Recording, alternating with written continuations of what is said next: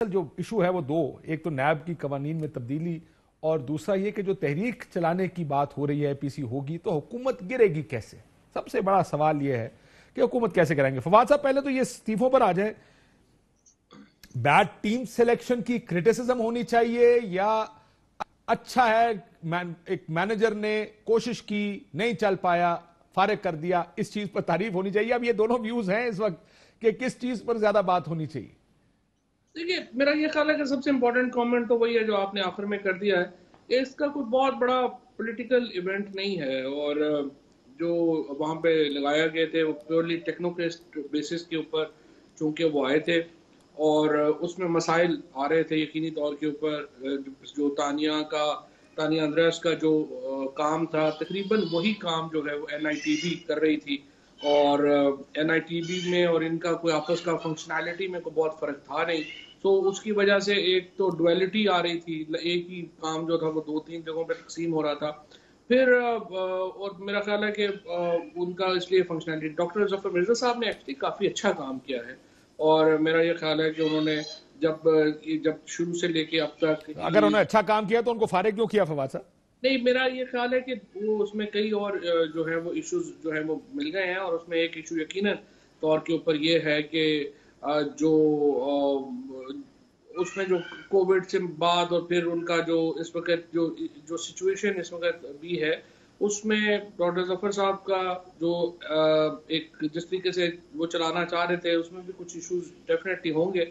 लेकिन I must say कि doctor Zafar साहब इज एन ऑनरेबल मैन और ठीक है, काम कई दफ़ा चलते हैं कई दफ़ा नहीं चलते। वो ये भी सुन रहे हैं को मजीद इस्तीफे आने वाले हैं फवाद साहब, एक बात ठीक है इसमें? देखिए जी, बात यह है कि जो ज़्यादातर ये तो प्राइम मिनिस्टर की सवाबदीद है। आर्टिकल 91 बड़ा वाज़ेह है इसके ऊपर। अगर प्राइम मिनिस्टर किसी को कहेंगे तो रहेगा, अगर नहीं कह रह सकेंगे नहीं रहेगा। कई फिर लोगों की अपनी भी मजबूरियां होती हैं, कई लोग प्रेशर्स भी नहीं ले सकते उतने सिस्टम में। आपको पता है क्योंकि आप बड़े अरसे से इसको बड़े करीब से सारी पॉलिटिक्स को देखते हैं, ये पॉलिटिक्स तो बड़ा प्रेशर वाला काम है। और जिस तरह पीएम साहब की अभी आप स्पीच दिखा भी रहे थे वो भी उसमें भी बहुत वजन है। बाहर से जब लोग आते हैं, स्पेशली जब बाहर से लोग आते हैं ना, वो अब तो सोशल मीडिया वगैरह का इसमें तो बंदे को अच्छा खासा ढीठ होना पड़ता है अपने। ये प्रेशर भी जो है वो उस तरह नहीं ले सकते जिस तरह से हमें तो अब आदत ही हो गई है ना। जिस तरह राना सर सनाउल्लाह ये है। वैसे अगर मुझे एक बात बताएं, मैं एक बात समझना चाहता हूं। आज आपके वज़ीर आज़म साहब से मुलाकात भी हुई है, अब पता नहीं उसमें क्या बात की आपने उनसे, लेकिन अगर कारकर्दगी पर घर भेजना है तो वजीर आला पंजाब की कारकर्दगी पर तो अपनी पार्टी आप समेत सवाल उठा रहे हैं, उनको घर क्यों नहीं भेजते फिर अगर कारकर्दगी बार है और मयार है तो?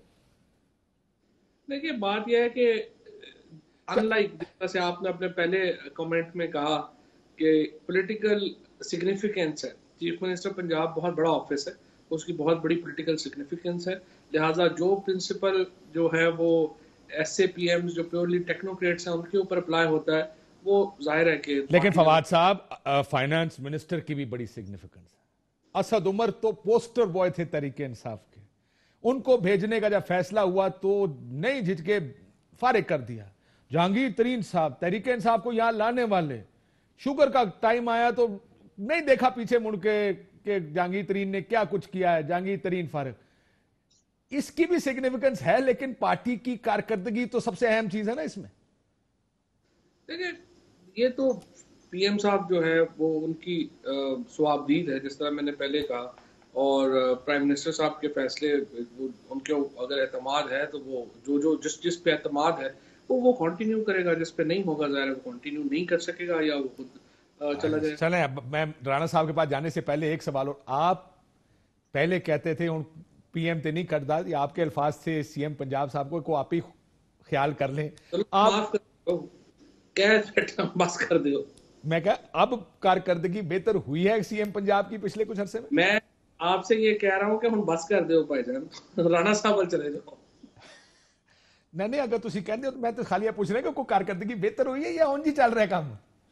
नहीं, बात यह है कि आप ये तो देखें, मैंने ये तो प्राइम मिनिस्टर साहब की स्वाबदीद है। प्राइम मिनिस्टर साहब ने उनको एतमाद किया हुआ है, प्राइम मिनिस्टर के एतमाद तक जो है वो ज़ाहिर कंटिन्यू करें।